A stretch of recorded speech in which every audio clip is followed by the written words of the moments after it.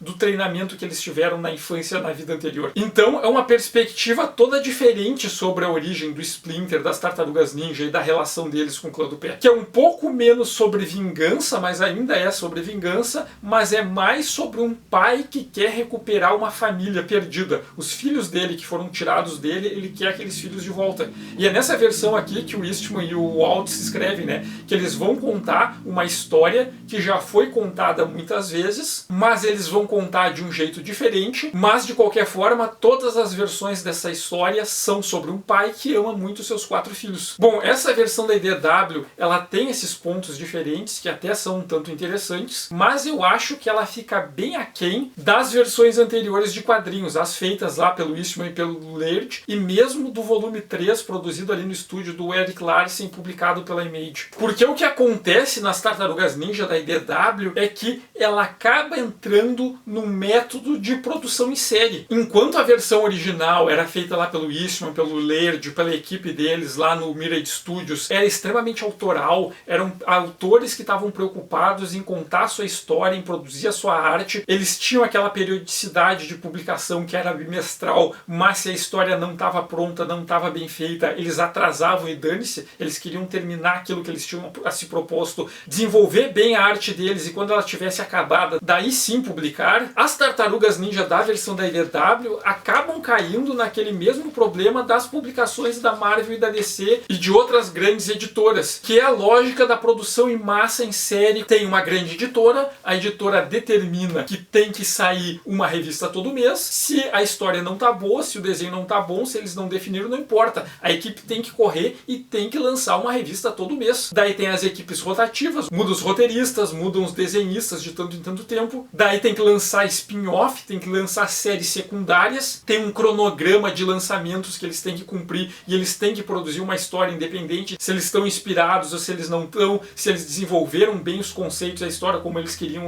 ou não estão. Tem lá os executivos da IDW, o pessoal do marketing, os editores dizendo o que pode ser trabalhado, o que não pode ser trabalhado, o que pode fazer com o personagem, o que não pode, o que vai fazer mal para a marca, o que vai fazer os pais reclamarem que estão aparecendo numa história que crianças estão lendo. Todas aquelas questões das grandes editoras em que tem um lado empresarial que transforma num esquema de produção de série, tudo afeta essa versão da IDW. Então o que acontece? A mesma coisa que acontece com a Marvel, com a DC e com outras grandes editoras. Tem algumas histórias que são muito legais, só que é uma produção muito grande e a maioria das coisas é só ok, ou é só razoável. Aquela coisa que tinha que lançar uma história desse mês, então fizeram uma coisa que é para cumprir tabela. No meio disso tudo tem as pérolas, tem as coisas muito legais, mas está perdido em várias coisas que são só medianas, que são só ok. Que é o que acontece com as outras grandes editoras de quadrinhos. Então acaba que essa versão da IDW, eu acho que ela tem seus momentos bons, mas no geral ela é só uma sombra daquilo que o Mirage Studios publicava. Aquilo que eu elogiei bastante nos 2 vídeos, que eu acho que é uma coisa coisa central das Tartarugas Ninja, sobre como a série ela ia de um absurdo exagerado, completamente maluco, que deixava a gente impactado porque ninguém estava esperando aquilo, e ia para a noção da delicadeza, da sutileza, de falar sobre as emoções dos personagens e as relações familiares deles. Isso aí não se perde. O pêndulo não vai nem para um lado nem para o outro, porque dentro de uma grande editora não pode ser exagerado demais, não pode ser absurdo demais. E também é uma história de ação, de aventura, não tem espaço para sutilezas, para as delicadezas, para fazer um número inteiro que é quase todo só sobre um funeral. E sobre os irmãos em luto, por exemplo. Não tem isso. Além de que muito das histórias iniciais é sobre reapresentar um personagem, criar uma nova versão de um personagem, uma nova releitura de um evento. Então é muito sobre recontar a mesma história de um jeito diferente, mas ainda assim é recontar a mesma história. Aquela coisa de criar personagens novos, completamente malucos, do nada, e meter na história que acontecia na versão original, aqui não tem espaço para isso. Aqui é sobre pegar um personagem que apareceu em alguma versão anterior e fazer uma releitura dele, de um jeito que supostamente seria mais sério, mas é muito mais clichê das histórias em quadrinhos de super-herói. Então, como eu falei, apesar de ter coisas legais, eu acho que essa versão da IDW é só uma sombra do que as Tartarugas Ninja do Mirage Studios era. Mas eu também não vou nesse vídeo entrar muito nas publicações da IDW, eu só queria trazer o contexto desse arco inicial para vocês terem uma noção do que se trata. Mas tem muita coisa, né? Porque como a versão da IDW, ela entra nesse esquema de produção em série, então tem a série principal, tem os spin-offs, tem as minisséries, as histórias de outros personagens, cada um feito por uma equipe diferente. Então tem um monte de outras coisas que eu nem consigo acompanhar tudo. Mas então, disso aqui que eu comentei hoje, o que foi publicado no Brasil? Em 1996, a editora Abril publicou o número 2 da série mensal do The Savage Dragon, em que o Dragon encontra as Tartarugas Ninja, mas o volume 3, publicado pela Image, e o volume 4, publicado pelo Mirage Studios, nada disso foi publicado no Brasil. Sendo que o volume 4, apesar de não ter final, eu considero o auge das Tartarugas Ninja. Já a série da IDW, a Panini publicou aqui 12 números. Só que parece que a Panini buscou inspiração lá naquela publicação da Shangri-La que eu mostrei no vídeo passado, porque eles publicaram tudo fora de ordem. Eles publicaram 12 números no Brasil, só que os 4 primeiros, cada um deles publicava um especial de uma das 4 tartarugas, só que esses especiais foram publicados quando a série já tinha iniciado. Por exemplo, o número 4, que tem o especial do Leonardo, essa história se passa depois do número 8 da série principal das Tartarugas Ninja, só que ela foi publicada antes do número 1. Então nessa série de Tartarugas Ninja que foi publicada pela Panini entre 2012 e 2013, o número 1 ao 4 são os especiais de cada uma das tartarugas, que deveriam ser lidos só depois de já ter se lido alguns números da série principal. E do número 5 ao 12, a Panini publicou os 8 primeiros números dessa série inicial da IDW. Só que só foi até aí, foi o número 12 da Panini, que é até o número 8 da IDW, que é basicamente o primeiro arco, que conta as origens dos personagens e até o momento ali que o Splinter, o Michelangelo, o Donatello e o Leonardo conseguem encontrar o Rafael e integrar ele na família. E acontecer o ataque dos Mausers e o Splinter ser sequestrados, e depois disso a Panini não publicou mais nada. Bom, mas quem puder, eu recomendo muito que vocês leiam o volume 4 de Tartarugas Ninja. Apesar dele não ter final, eu considero o auge assim, das Tartarugas Ninja nas histórias em quadrinhos. Bom, o vídeo de hoje fica por aqui. Agradeço quem assistiu. Peço que quem gostou aperte no gostei, quem não gostou aperte no não gostei. Sintam-se à vontade para comentar aqui. Convido também quem ainda não segue o canal a passar a seguir para receber notificações dos próximos vídeos. Agradeço muito aos apoiadores do canal. Os apoiadores do canal sustentam esse canal. Foi graças a eles que eu pude reler 40 anos de Tartarugas Ninja. Convido quem ainda não conhece para dar uma passada lá na página do Ilha Kaiju no site do Apoia-se. Também para seguir Ilha Kaiju nas redes sociais. E muito obrigado e até o próximo vídeo.